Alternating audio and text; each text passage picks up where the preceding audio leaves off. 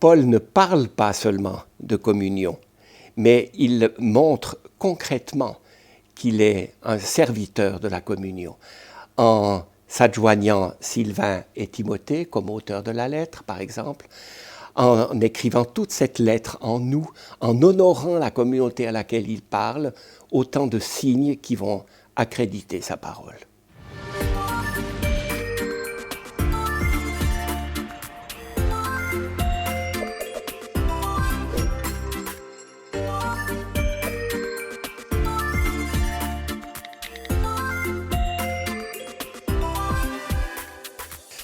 L'évangile dont Paul est apôtre, témoin, est essentiellement un évangile de communion. Et c'est cet aspect que je voudrais souligner à partir des lettres de Paul. Il est fondamental tout simplement parce que Jésus nous a révélé Dieu comme Père et qu'il nous donne son Esprit. La Trinité, c'est notre Dieu comme Dieu de communion entre les personnes. C'est cet évangile-là que Paul prêche, et c'est cet évangile dont il est le témoin, c'est cet évangile qu'il met en œuvre par sa prédication.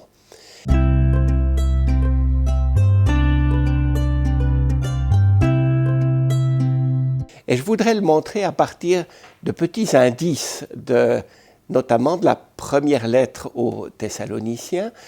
Lorsqu'il commence ainsi, Paul, Sylvain et Timothée, à l'église des Thessaloniciens, qui est en Dieu le Père et dans le Seigneur Jésus-Christ. Alors Paul, Sylvain et Timothée, ils sont trois.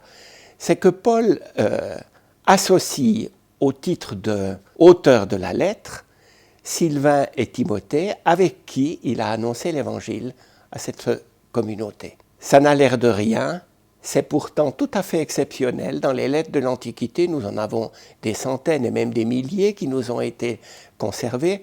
On a en général un seul auteur. C'est très très rare qu'il y en ait plus qu'un. Alors que c'est constant dans les lettres de Paul. Sauf l'épître aux Romains, dans les lettres qu'on considère comme sûrement dictées par Paul. Autrement dit, ça devient une marque de fabrique, si j'osais parler ainsi. Est-ce que c'est important? Oui, c'est important. Parce que pour transmettre un évangile de communion, c'est quand même mieux si on est soi-même en communion avec d'autres. Paul associe donc comme co-auteurs de la lettre, ici Sylvain et Timothée, ses collaborateurs dans l'annonce de l'évangile à Thessalonique. À Corinthe, il associera Sosthène, par exemple, ou bien dans le billet à Philémon, c'est Appia, notre sœur, Archippe, notre frère d'armes, associé avec Paul.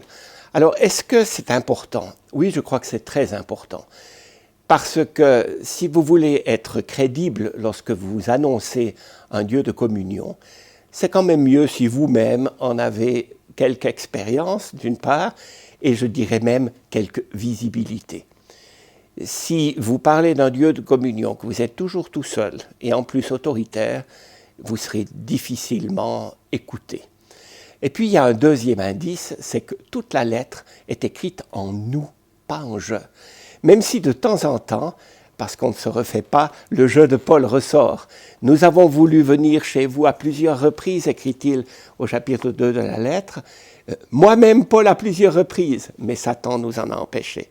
Nous vous avons envoyé Timothée pour vous affermir et réconforter.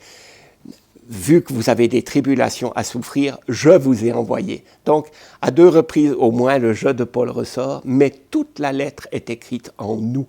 Et quand on sait la forte personnalité de l'apôtre, ça nous montre que cette dimension de communion est importante. Et j'ajouterai un troisième indice, c'est que dans cette première lettre, Paul ne se donne même pas le titre d'apôtre, ce qu'il fera dans toutes les lettres ensuite, tout simplement parce qu'il n'est pas encore mis en cause et attaqué, du fait qu'il n'avait pas, pour ceux de Jérusalem, la légitimité requise puisqu'il n'avait pas connu Jésus. Alors quand on va l'attaquer, il va souligner son titre d'apôtre, il est apôtre par une révélation du Christ. Mais quand il ne l'est pas attaqué, eh bien, Paul, Sylvain et Timothée, les trois sur le même rang, les trois en communion.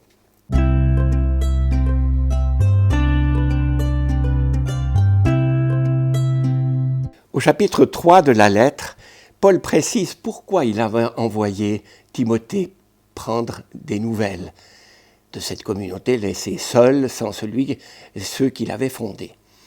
Et il le dit en toutes lettres, « Nous avons envoyé Timothée, notre frère et le collaborateur de Dieu dans l'évangile du Christ, pour vous affermir et vous réconforter dans la foi, pour que personne ne se laisse ébranler par ces tribulations. » Je trouve ce but de l'évangélisation très beau. D'une part, affermir, c'est le pôle de solidité, pour que les croyants, hier comme aujourd'hui, ne soient pas emportés à tout vent de doctrine, suivent ce qui est à la mode, affermir. En hébreu, ce serait la fameuse racine aman qui va nous donner notre amen, qui veut dire c'est solide, je peux m'appuyer là-dessus, ça tient, voilà. Affermir. Et puis il y a un deuxième pôle à l'évangélisation, à la prédication, c'est consoler, réconforter. Et là, je dirais plutôt que c'est le pôle de tendresse. C'est magnifique parce que depuis la deuxième partie du livre d'Isaïe dans l'Ancien Testament, un passage qu'on connaît bien, « Consolez, consolez mon peuple, dites-lui qu'il a assez souffert ». La consolation devient une marque de Dieu pour les croyants. Le prophète n'appelle plus simplement à la conversion, mais le peuple a tellement souffert qu'il imagine un Dieu consolateur. C'est ce qu'on nous dit du vieux Siméon au début de l'évangile de Luc. Il attendait la consolation d'Israël. Eh bien, Paul conçoit sa mission à la suite du Christ comme étant quelqu'un qui vient par l'évangile affermir les croyants, mais aussi les consoler. Et puis, comme nous l'avons vu dans les images qui lui viennent à l'esprit pour dire ce qu'est un évangélisateur, comme une mère, c'était la tendresse, comme un père, c'était plutôt la force, et il les appelle frères.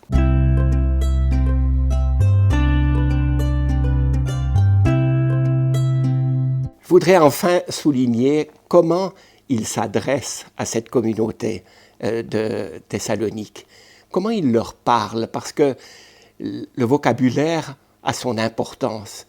Premièrement, il les appelle frères. Aujourd'hui, langage ecclésiastique, ça ne nous dit plus rien. Mais qu'un juif pharisien, devenu chrétien, appelle frère des païens venus à la foi, qui ne font pas partie du peuple juif, ça suppose une barrière monumentale qui est tombée. Autrement dit, il se rend proche de ceux dont il n'était pas proche. Et maintenant, il peut leur dire, vous êtes mes frères, mes sœurs. Bon. Il les appelle aussi bien-aimés. Ça aussi, c'est à la fois original et ça nous vient directement du Christ Jésus.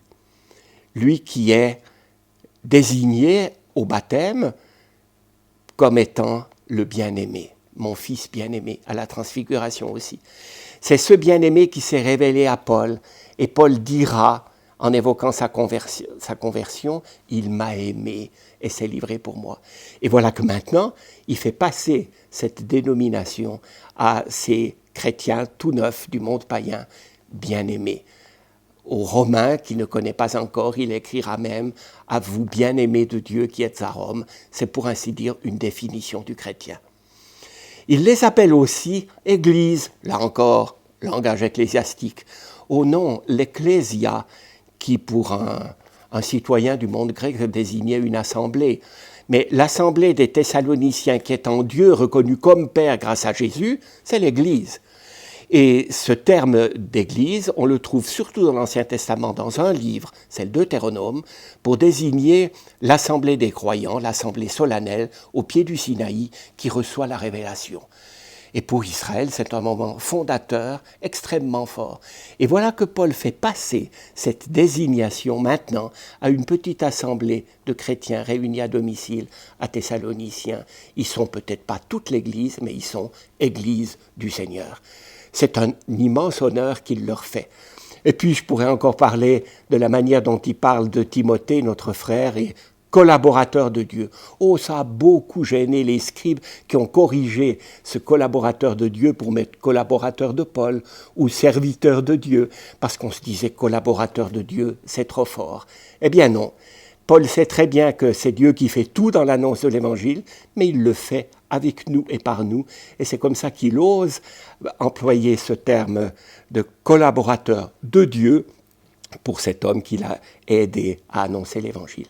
Alors ça nous donne un ensemble très beau, un évangile de communion annoncé par Paul, Sylvain et Timothée, une lettre en nous, et puis une manière d'affermir une communauté et de la consoler, et puis avec un vocabulaire d'honneur. En somme, il ne diminue pas ceux auxquels il parle, mais il les honore et les grandit d'une certaine façon par la révélation dont il est le témoin.